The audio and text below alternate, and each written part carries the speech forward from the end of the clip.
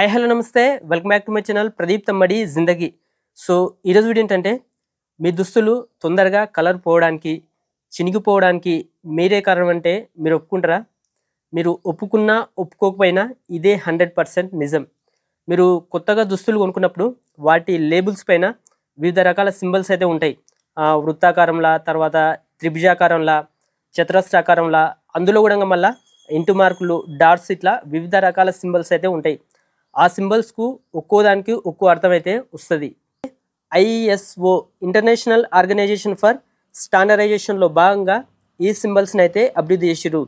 ఈ సింబల్స్ ఆధారంగా మీరు కనుక మీ దుస్తులను ఉతికినట్లయితే తొందరగా కలర్ అయితే పోవు, తర్వాత చాలా కాలం పాటు మన్నికైతే వస్తాయి. సో ఆ సింబల్స్ ఏంటి, ఆ సింబల్స్కు అర్థం ఏంటో ఈ వీడియోలో అయితే తెలుసుకుందాం. ఈ వీడియో వచ్చేసి చాలా ఇంట్రెస్టింగ్ అయితే ఉంటుంది.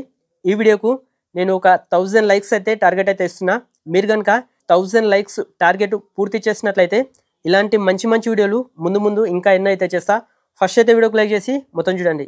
దుస్తులను ఉతకడానికి, ఆరబెట్టడానికి, తర్వాత బ్లీచింగ్ అంటే మనం ఉతికేటప్పుడు లిక్విడ్ వేయడానికి, ఆ తర్వాత డ్రై క్లీనింగ్ చేయడానికి 5 ప్రాథమిక చిహ్నాలను అయితే వాడతాం.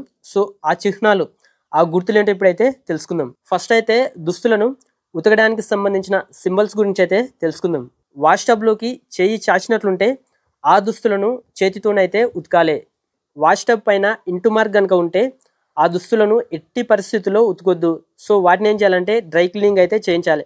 ఒకవేళ వాటిని కనుక ఉతికినట్లయితే రంగు పోవడం కానీ లేదంటే కుచించుకుపోవడం కానీ జరుగుతుంది. దుస్తులపైన మెల్లిపెట్టినట్లు కనుక సింబల్ కనుక ఉన్నట్లయితే వాటిని దుస్తులను ఉతికిన తర్వాత సో నీళ్లు పోవడానికి అంటే వాటర్ పోవడానికి వాటిని అయితే మనం పిండి అయితే ఆరేయచ్చు. దుస్తులపైన మెల్లిపెట్టినట్లు సింబల్ ఉండి దానిపైన ఇంటు మార్క్ కనుక ఉంటే ఆ దుస్తులను ఎట్టి పరిస్థితుల్లో కూడా ఉతికిన తర్వాత పిండొద్దు, పిండకుండా ఆరేయాలి.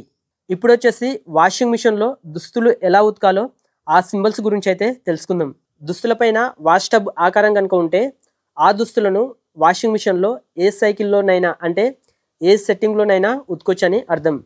వాష్ టబ్ పైన ఒక చుక్క కనుక సింబల్ అయితే ఉంటే ఆ దుస్తులను వచ్చేసి చన్నీళ్ళతోటి ఉతకాలి. వాష్ టబ్ పైన 2 చుక్కల సింబల్ కనుక ఉంటే ఆ దుస్తులను గోరువెచ్చని నీళ్ళతోటి ఉతకాలి. వాష్ టబ్ సింబల్ పైన 3 చుక్కలు కనుక ఉంటే ఆ దుస్తులను వేడి నీళ్ళతోటి ఉతకాలి. వాష్ టబ్ సింబల్ కింద ఒక గీత కనుక ఉంటే ఆ దుస్తుల ముడతలు పోవడానికి వాషింగ్ మిషన్లో పర్మనెంట్ ప్రెస్ సెట్టింగ్లు అయితే వాటిని అయితే ఉతకొచ్చు. టబ్ సింబల్ కింద 2 గీతలు కనుక ఉన్నట్లయితే ఆ దుస్తులను వాషింగ్ మిషన్లో తక్కువ వేగంలో ఉతకాలి. సో ఇప్పుడు దుస్తులకు ఎలాంటి బ్లీచ్ వాడాలో తెలుసుకుందాం. త్రిభుజాకారం పైన ఇంటు మార్క్ కనుక ఉన్నట్లయితే ఆ దుస్తులను ఉతకడానికి బ్లీచ్ లిక్విడ్ అయితే వాడకూడదు. త్రిభుజాకారం పైన 2 అడ్డు గీతలు కనుక ఉన్నట్లయితే ఆ దుస్తులను క్లోరిన్ లేని ఆక్సిజన్ బేస్డ్ బ్లీచ్ లిక్విడ్ తోటి ఉతకాలి. దుస్తులపైన ఓన్లీ త్రిభుజాకారం ఉన్నట్లయితే ఆ దుస్తులను ఉతకడానికి ఏ రకమైన బ్లీచ్ అయినా వాడచ్చు.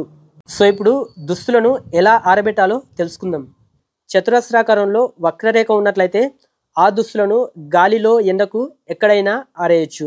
చతురస్రాకారంలో 2 వాలుగీతలు ఉన్నట్లయితే ఆ దుస్తులను నీడలో ఆరేయాలి. చతురస్రాకారంలో మధ్యలో గీత ఉన్నట్లయితే ఆ దుస్తులను ఉపరితలం పైన కింద అయితే ఆరేయాలి.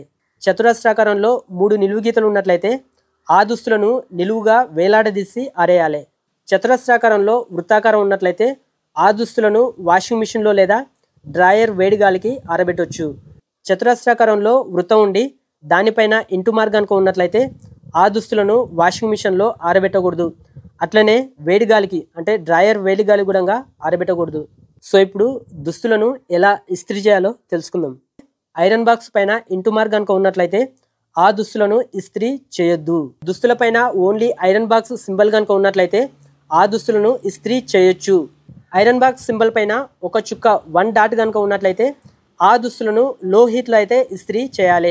ఇస్త్రీ పెట్టే సింబల్ పైన 2 డాట్లు 2 చుక్కలు కనుక ఉన్నట్లయితే ఆ దుస్తులను మీడియం హీట్లో ఇస్త్రీ అయితే చేయాలి. ఇస్త్రీ పెట్టే సింబల్ పైన 3 చుక్కలు కనుక ఉన్నట్లయితే ఆ దుస్తులను హై హీట్లో ఇస్త్రీ అయితే చేయాలి. సో ఇప్పుడు మనం డ్రై క్లీనింగ్ సింబల్స్ గురించి తెలుసుకుందాం. లేబుల్ పైన వృత్తాకార సింబల్ ఉన్నట్లయితే ఆ దుస్తులను డ్రై క్లీనింగ్ మాత్రమే చేయాలి. వృత్తాకారం సింబల్ పైన ఒక గీత కనుక ఉన్నట్లయితే ఆ దుస్తులు డ్రై క్లీనింగ్ చేసేటప్పుడు జాగ్రత్త అయితే వహించాలి.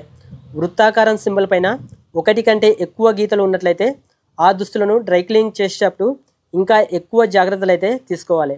వృత్తాకారం సింబల్ పైన ఇంటూ మార్క్ కనుక ఉన్నట్లయితే ఆ దుస్తులను డ్రై క్లీనింగ్ అయితే చేయొచ్చు. సో చూసారు కదా, ఇది రోజు వీడియో. ఈ వీడియో మీకు నచ్చింది అనుకుంటున్నాను. నచ్చితే లైక్ చేయండి, షేర్ చేయండి, కమెంట్ చేయండి. ఇలాంటి మరిన్ని వీడియోల కోసం ఛానల్ను సబ్స్క్రైబ్ చేసుకోవడం మాత్రం మర్చిపోకండి.